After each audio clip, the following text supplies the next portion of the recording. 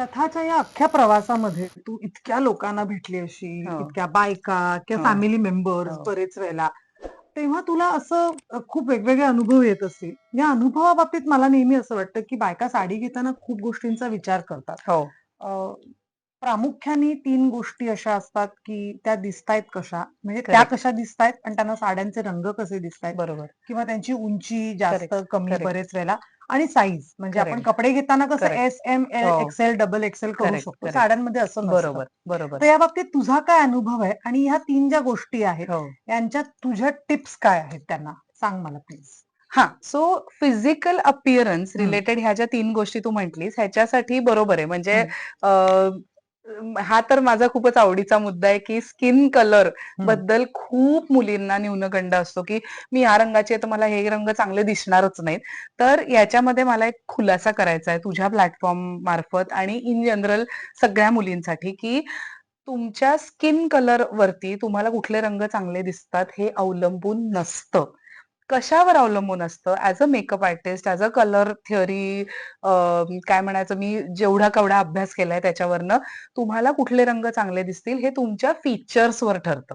Okay. म्हणजे आपल्या चेहऱ्यावरती नॅचरल उंचवटे, खड्डे, डेप्थ्स आणि प्रोट्रुजन्स आपण ज्याला म्हणतो. कोणाचं कपाळ जास्ती पुढे, कोणाचं डार्क म्हणजे अंडर आईज जास्ती आतमध्ये आहेत, एखाद्यांचे चीक बोन्स वर असतात, एखाद्यांचे खाली असतात, नाक उंच मोठं असतं, लाँग असतं. ह्या सगळ्यामुळे आपल्या चेहऱ्यावर वेगवेगळ्या पद्धतीच्या शॅडोज पडतात. तुझ्या चेहऱ्यावर पडणाऱ्या शॅडोज, माझ्या चेहऱ्यावर पडणाऱ्या शॅडोज या वेगळ्या आहेत आणि त्याच्यामुळे प्रत्येक रंग प्रत्येकाच्या चेहऱ्यावर वेगळा रिफ्लेक्ट करतो.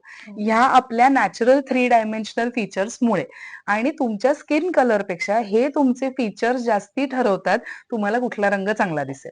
म्हणजे समजा 2 मुली सेमच वर्णाच्या आहेत, की हं. सेमच सावळा रंग आहे किंवा तेवढ्याच गोऱ्या रंगाच्या आहेत.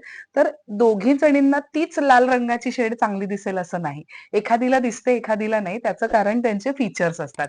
त्यामुळे मैत्रिणींनो असं अजिबात डोक्यात ठेवू नका, की मी सावळी आहे तर मला अमुक रंग चांगले दिसणार नाहीत किंवा मी गोरी आहे तर मला हे रंग फिकटच दिसतील, पेलच दिसतील असं काहीही नसतं. एकतर अंगावर ठेवून बघा किंवा आपण आपल्याला आपला चेहरा आणि आपली स्किन माहिती असते. तर अनेक वेळेला आपण कपडे ट्राय करतो तेव्हा मेंटल नोट करायची, की हा रंग मला ह्या रंगापेक्षा छान दिसतोय आणि छान म्हणजे काय?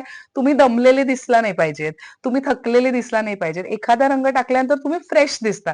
दॅट मीन्स की तो कलर तुम्हाला सूट होतोय. सो अशा पद्धतीने साड्यांच्या कलर्सकडे सुद्धा बघितलं पाहिजे. स्किन कलरचा न्यूनगंड ठेवू नका. आणि अजून एक गोष्ट ह्याच्यामध्ये मला पर्सनली माणूस म्हणून ऍड करावीशी करेक्ट, वाटते. बरेच लोक असं म्हणतात, "अरे, तुम्हा सेलिब्रिटीजना तर काहीही छान दिसतं. तुम्ही करेक्ट, कुठलेही रंग." करेक्ट. तर अगदीच. हा एक शब्द जो आहे ना, की आम्ही कुठलेही रंग कॅरी करू शकतो.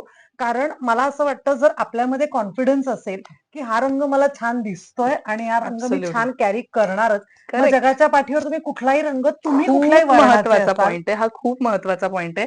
कारण तुम्ही आतून जेवढे कम्फर्टेबल आणि हे कितीही लोकांना क्लिशे वाटेल ऐकायला, हां, हे बोलायला सोपं जातं, पण ते खरं आहे.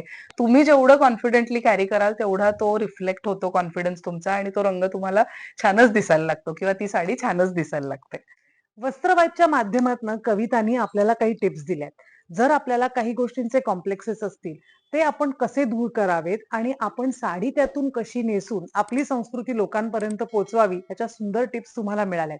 तुम्हाला अजून काही अशा टिप्स माहिती असतील आणि हव्या असतील, तर कमेंटमध्ये आम्हाला नक्की सांगा. आम्ही पुढच्या एपिसोडमध्ये वस्त्रवादच्या ते नक्कीच घेऊन येऊ.